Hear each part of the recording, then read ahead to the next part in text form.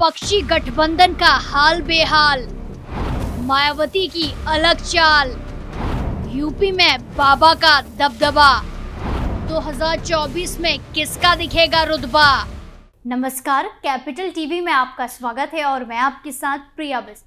हमारे खास शो में उत्तर प्रदेश की राजनीति के बारे में बात करेंगे और जानेंगे आजकल क्या चल रहा है यूपी के राजनीतिक मैदान में। लोकसभा चुनाव को देखें तो देश का सबसे बड़ा राज्य उत्तर प्रदेश सबसे महत्वपूर्ण है। क्योंकि सबसे ज्यादा 80 सीटें इसी प्रदेश से आती हैं। यहाँ बीजेपी की जमीन काफी मजबूत है तो कांग्रेस का लगभग सफाया हो चुका है। वहीं तीन प्रमुख क्षेत्रीय दल सपा, बसपा और आरएलडी अल्पसंख्यक और जाति वोटों पर टकटकी लगाए हुए हैं। तो आज यूपी के किस पार्टी में कितना है दम, इसी पर चर्चा करते हैं।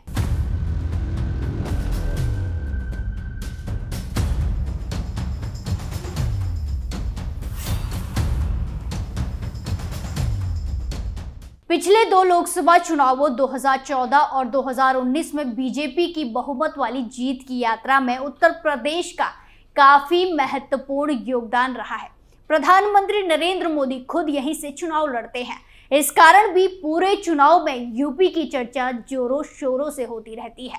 चुनावी साल में यूपी के बारे में न केवल बात होगी बल्कि राम मंदिर के उद्घाटन के जरिए राष्ट्रीय चर्चा का रुख भी तय होगा। विपक्षी समाजवादी पार्टी कांग्रेस और आरएलडी बीजेपी के बढ़ते कदम को रोकने के लिए जाति और स्थानीय भावनाओं को भुनाने की कोशिश कर रहे हैं। वहीं बसपा जैसी अन्य पार्टियां जिनके पास अच्छा वोट शेयर है तटस्थ बनी हुई है। जहां तक बात हो छोटे दलों की तो वो बड़े पैमाने पर बीजेपी की ओर आकर्षित हुए हैं और एक एक करके बीजेपी के साथ गठबंधन कर रहे हैं और 2024 में बीजेपी के साथ मैदान में उतारने की तैयारी कर रहे हैं। सबसे पहले बीजेपी की बात कर लेते हैं। बीजेपी ने 2014 में यूपी की 80 में से 71 सीटें यानी कि 42% वोट शेयर के साथ जीत हासिल की। 2 सीटें बीजेपी की सहयोगी अपना दल ने जीती थी। 2019 में बसपा, सपा और आरएलडी ने मिलकर बीजेपी को टक्कर दी।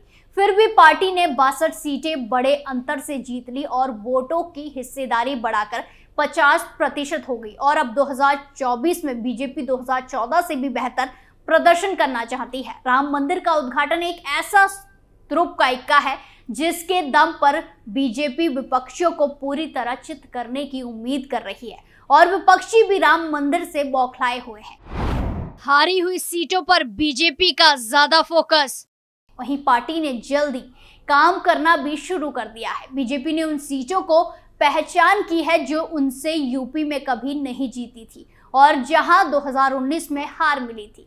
पार्टी सूत्रों के अनुसार 2019 में जिन सीटों पर बीजेपी को हार मिली थी उन पर विशेष ध्यान देकर पार्टी ने राज्य में और 20 लाख मतदाता जोड़े हैं। पार्टी उन सीटों पर उम्मीदवारों की घोषणा पहले करने की योजना बना रही है जिन पर उसने 2019 में जीत नहीं दर्ज की थी यानी कि हारी थी।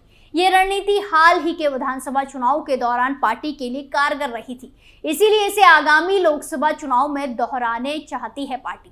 वहीं उत्तर प्रदेश की बीजेपी इकाई के अध्यक्ष भूपेंद्र चौधरी ने कहा कि ऐसा नहीं है कि हम चुनाव के कारण लोगों के पास जा रहे हैं। बीजेपी का हर कार्यकर्ता साल भर लोगों के संपर्क में रहता है। हम हमेशा चुनाव के लिए तैयार रहते हैं। चौधरी यूपी में चल रहे कई विकास कार्यों के बारे में भी बात करते हैं और कहते हैं कि पीएम मोदी के नेतृत्व में यूपी बदल गया है। इस कारण लोग मोदी और भाजपा पर भरोसा करते हैं। वहीं आपको बता दें कि 2022 में उत्तर प्रदेश विधानसभा चुनाव हुए थे। उसमें बीजेपी की दोबारा जीत के बाद सुहेलदेव भारतीय समाज पार्टी यानी कि सुभाषपा जैसी छोटी पार्टियां भी बीजेपी की ओर आकर्षित हुई हैं। पीएम नरेंद्र मोदी और अन्य वरिष्ठ नेताओं के कार्यक्रम पहले ही शुरू हो चुके हैं। वहीं 22 जनवरी को मोदी राम मंदिर का उद्घाटन भी करेंगे। पार्टी कार्यकर्ताओं को निर्देश दिया गया है कि वो लोकसभा चुनाव तक मंदिर उद्घाटन का उत्साह बनाए रखें। इंडिया गठबंधन में सीट बंटवारे पर फंसा पेंच। समाजवादी पार्टी यानी कि सपा, कांग्रेस और राष्ट्र लोक दल आरएलडी सीट बंटवारे पर चर्चा में है। सभी ने 2022 का विधानसभा चुनाव साथ मिलकर लड़ा था, लेकिन बीजेपी और मुख्यमंत्री योगी आदित्यनाथ के आगे टिक नहीं पाए। उस समय चुनाव में सपा अपना वोट 10 से 32% बढ़ाकर सबसे ज्यादा फायदे में रही। उसे 2012 में भी 32% वोट नहीं मिले थे। जब उसने बहुमत हासिल कर सरकार बनाई थी। इसी प्रदर्शन की बदौलत सपा और यूपी के पूर्व मुख्यमंत्री अखिलेश यादव आगामी लोकसभा चुनाव में इंडिया ब्लॉक के अगुवा बने हैं।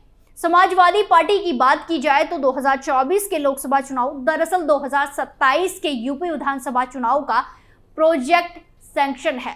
अखिलेश ने कुछ महत्वपूर्ण बदलाव किए हैं। पार्टी प्रवक्ता और विश्लेषक सुधीर पवार ने बताया कि सपा को अब पिछले एक साल में बीजेपी और बसपा की तरह कैडर आधारित पार्टी के रूप में संगठित किया जाएगा और ये एक औपचारिक संगठन है। इंडिया ब्लॉक में बसपा की अनुपस्थिति में अखिलेश यादव ने पीडीए यानी कि पिछड़ा दलित अल्पसंख्यक का नारा गढ़ा है और बसपा के मतदाताओं के बीच पैठ बनाने की कोशिश कर रहे हैं। सामाजिक समानता, जातिगत जनगणना और बेरोजगारी पार्टी के अभियान का मुख्य हिस्सा है।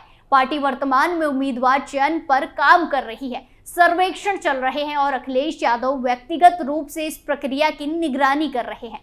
2004 के चुनाव में 35 और 2009 के चुनाव में 23 लोकसभा सीटें जीतने के अपने सुनहरे दिनों के बाद सपा ने पिछले दो चुनावों 2014 और 2019 में 5-5 सीटें ही जीती हैं। आजमगढ़ और रायपुर उपचुनाव में हार के बाद पार्टी के पास लोकसभा में केवल 3 सांसद हैं। वहीं ये लोकसभा चुनाव कांग्रेस के लिए इज्जत की लड़ाई है। यूपी में कांग्रेस के लिए यह लड़ाई प्रतिष्ठा की है। इस राज्य में जहां नेहरू गांधी परिवार की जड़ें हैं और उनके 2 सबसे प्रमुख गढ़ हैं, वहां पार्टी 2019 में केवल 1 सीट रायबरेली ही बचा पाई, जबकि दूसरी सीट अमेठी हाथ से निकल गई। यहां राहुल गांधी को बीजेपी नेता स्मृति ईरानी से अपमानजनक हार का मुंह देखना पड़ा था। 2022 के पिछले विधानसभा चुनाव में भी कांग्रेस का उत्तर प्रदेश में पतन जारी रहा। पार्टी केवल 2.33% वोट शेयर के साथ केवल 2 सीटें जीती, जबकि प्रियंका गांधी के प्रदेश महासचिव बनाए जाने से पार्टी को बहुत उम्मीदें थी। अब भले ही वो अल्पसंख्यकों के समर्थन का दावा करती है और रणनीति रूप से 40% दलित मुस्लिम वोट को एकजुट करने की कोशिश कर रही हैं, लेकिन उसके लिए राज्य के मतदाताओं के सामने खुद को एक मजबूत विकल्प के रूप में फिर से स्थापित कर पाना एक कठिन काम है, क्योंकि जमीन पर कांग्रेस की उपस्थिति लगभग समाप्त हो चुकी है और बीजेपी ने जमीन पर पकड़ बना ली है। सीटों की संख्या को अंतिम रूप दिया जाना बाकी है और पार्टी की भूमिका एक सहायक दल के ही तक सीमित रह गई है। वहीं आरएलडी की बात की जाए तो 2022 के यूपी विधानसभा चुनाव ने आरएलडी में फिर से जान डाल दी है, जो 2014 और 2019 के लोकसभा चुनाव में कोई सीटें जीतने में विफल रहने के बाद लगभग गुमसुम हो गई थी। पार्टी 2022 में सपा के साथ गठबंधन में लड़ी और 33 सीटों में से 8 सीटें जीतने में कामयाब रही। वैसे तो ये बहुत छोटी जीत है, लेकिन पार्टी की पिछली परिस्थिति के मुताबिक ये अच्छी बढ़त मानी जाएगी। स्वाभाविक रूप से इसका लक्ष्य लोकसभा चुनाव में भी जीत का खाता खोलना है। आरएलडी की चाहत स्टेट पार्टी का दर्जा भी वापस पाना है। इन लक्ष्यों के लिए जयंत चौधरी को अपने जाट समुदाय के वोटों को हासिल करना रहना होगा।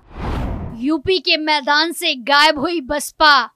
अब तक एनडीए और इंडिया दोनों से दूरी बनाए रखने वाली बसपा 2024 के लोकसभा चुनाव में अपने घटते वोट बैंक को रोकने की कठिन चुनौती का सामना करेगी।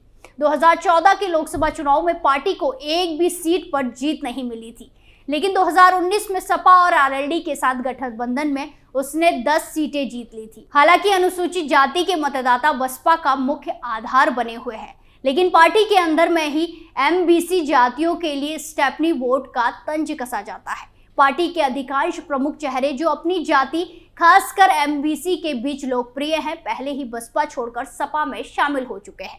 बसपा 2024 के लोकसभा चुनाव में उत्तर प्रदेश की 80 सीटों पर अच्छा प्रदर्शन करने के लिए 2 प्रमुख चुनौतियों का सामना कर रही है।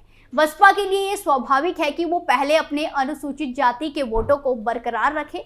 दूसरा काम एमबीसी के बीच युवा चेहरे को तलाश करना है। हालांकि वर्तमान राजनीतिक परिस्थिति में पार्टी के लिए दोनों काम बहुत कठिन है। मायावती का आकाश आनंद को अपना राजनीतिक उत्तराधिकारी चुनने का फैसला स्पष्ट रूप से अनुसूचित जातियों के बीच युवा मतदाताओं को लुभाने का लक्ष्य साधने के लिए है। पार्टी अपने मूल अनुसूचित जाति के मतदाताओं को अपने राजनीतिक विरोधियों से बचाने के लिए संघर्ष कर रही है। राजभर, शाक्य, सैनी और निषाद जैसे एमबीसी मतदाताओं को एनडीए और इंडिया दोनों ही खेमे लुभाने की पूरी कोशिश कर रहे हैं। ऐसे में लोकसभा चुनाव बस आने ही वाले हैं और देश के सबसे बड़े राज्य में किसमें कितना दम है ये भी उसी दिन पता चल जाएगा। हमारे खास शो में फिलहाल के लिए इतना ही। बाकी तमाम खबरों के लिए देखते रहिए कैपिटल टीवी। नमस्कार।